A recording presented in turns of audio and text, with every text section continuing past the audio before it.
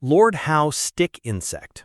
In the 1920s, rats invaded Lord Howe Island and wiped out what people called the tree lobster, a stick insect as long as your hand. Scientists figured that was the end. For decades, no one saw a single one. These weren't your average little stick bugs either. We're talking about insects the size of hot dogs, with thick, spiny bodies that looked more like something out of a horror movie than your garden variety bug. The locals called them tree lobsters because, honestly, that's exactly what they looked like. Massive, armored creatures crawling around the trees at night. When those rats showed up from shipwrecks, it was game over. Lord Howe Island had been isolated for millions of years, so nothing there knew how to deal with these furry invaders. The tree lobsters were sitting ducks, or sitting lobsters, I guess. Within a few years, they were completely gone. Poof, just like that, millions of years of evolution got wiped out by some hungry rats. But in 2001, climbers on a jagged rock stack offshore spotted something crawling around at night. Big, black, alive. It was the insect everyone thought was gone. Picture this. You're dangling off a cliff face called Ball's Pyramid, which is basically this terrifying needle of rock sticking out of the ocean, and you see what looks like a giant cockroach scuttling around. That's exactly what happened. The climbers were like, guys, I think we found something. Turns out a tiny population had somehow made it to this barren rock and survived for 80 years. No trees, barely any vegetation, just hanging on by pure stubbornness. A few were bred in captivity, and by the mid-2010s, their babies were being released back into the wild. This giant bug basically staged the greatest comeback since Rocky, proof that even something squashed out by humans can get a second shot. Now they're slowly repopulating Lord Howe Island, probably plotting their revenge against every rat they can find.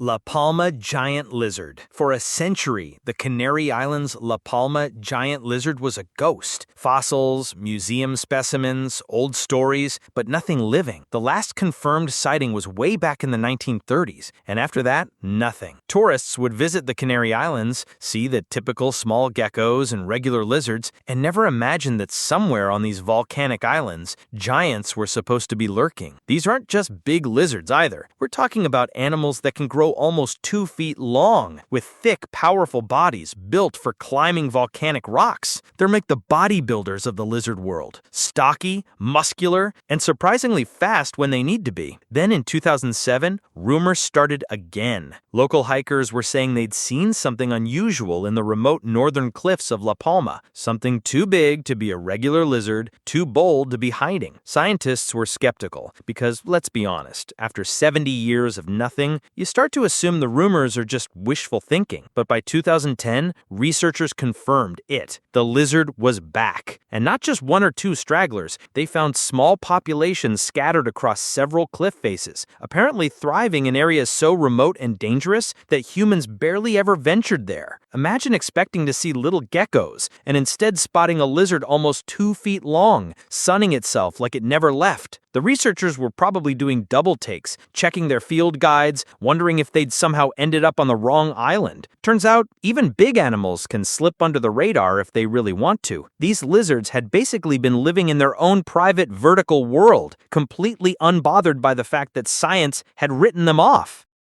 Tibetan Sand Cat. This cat is a straight-up phantom. For years, it was known only from skins in museums. Nobody had photos of it alive. Nobody really knew how it behaved. It was like trying to understand someone's personality from looking at their clothes in a closet. The Tibetan Sand Cat lives in some of the most brutal conditions on Earth. We're talking about high-altitude deserts where the temperature swings from blazing hot during the day to freezing cold at night. The air is so thin you can barely breathe, and there's basically nothing to eat except the occasional small rodent or insect. But this cat adapted to all of that. It's got this incredibly thick, fluffy coat that makes it look like a stuffed animal, but underneath all that fluff is a hardcore predator built for survival. Its paws are covered in dense fur to protect against hot sand and cold rock, and it's got these huge eyes for hunting in low light. Then, in the mid-2010s, camera traps in Tibet finally caught it in action. A fluffy, round-faced wildcat prowling the high-altitude desert at night. The footage was like watching a myth come to life. Here's this cat that most people had never heard of, casually strolling across some of the harshest landscape on the planet like it's taking a walk in the park. It's like Bigfoot finally stepped in front of a trail cam. Except this time, the proof is real. The camera trap footage showed these cats hunting, playing, raising kittens, just living their lives in complete isolation from the human world. They'd been out there the whole time, probably wondering why nobody ever visited their neighborhood.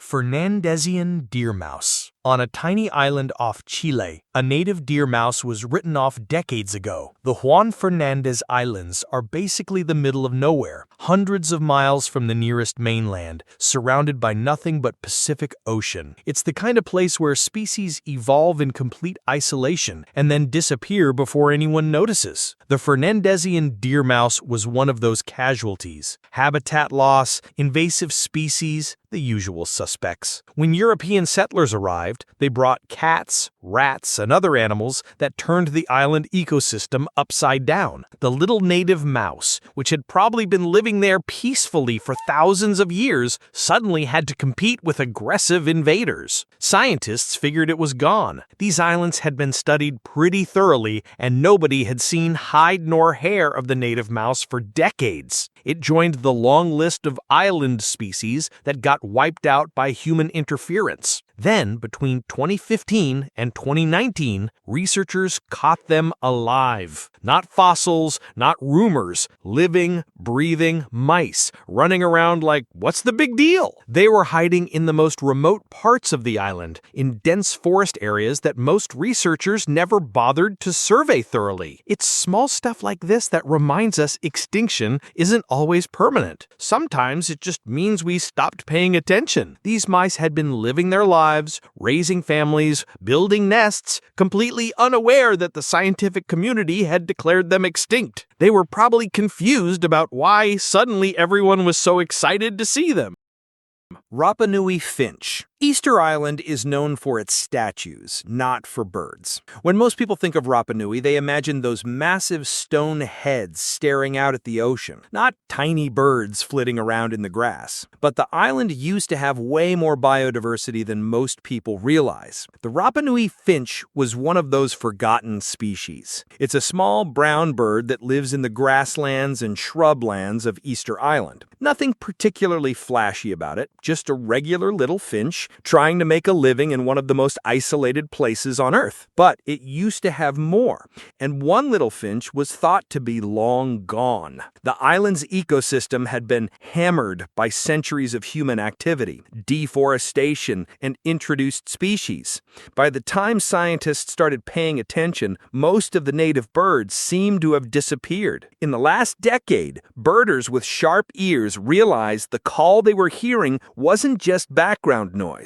It was the extinct Rapanui Finch. They'd been there the whole time, singing their little hearts out, but everyone had assumed those bird calls belonged to some common introduced species. This tiny bird had been hiding in plain sight on one of the most studied islands on Earth. Easter Island gets thousands of tourists every year. Scientists regularly visit to study the moai statues and archaeological sites.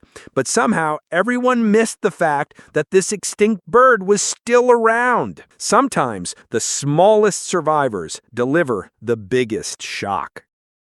Exploding ant. This one sounds like comic book fiction. There's an ant in Southeast Asia that defends its colony by literally exploding. I'm not making this up. When threatened, these ants will rupture their own bodies to spray toxic chemicals at attackers. It's like the ultimate sacrifice play. The Collapsus explodens earned its name honestly. When a predator threatens the colony, worker ants will grab onto the invader and essentially detonate themselves, covering the threat in sticky, poisonous goop. It's simultaneously the most heroic and most disturbing thing in the animal kingdom. Scientists believed one particular type had disappeared. Southeast Asian forests are constantly under pressure from logging, development, and climate change, so losing species isn't unusual. This particular exploding ant hadn't been seen in decades, and everyone assumed it had joined the casualty list. Then, in the mid-2010s, it was found alive. Researchers doing surveys in Malaysian forests started finding colonies again, complete with their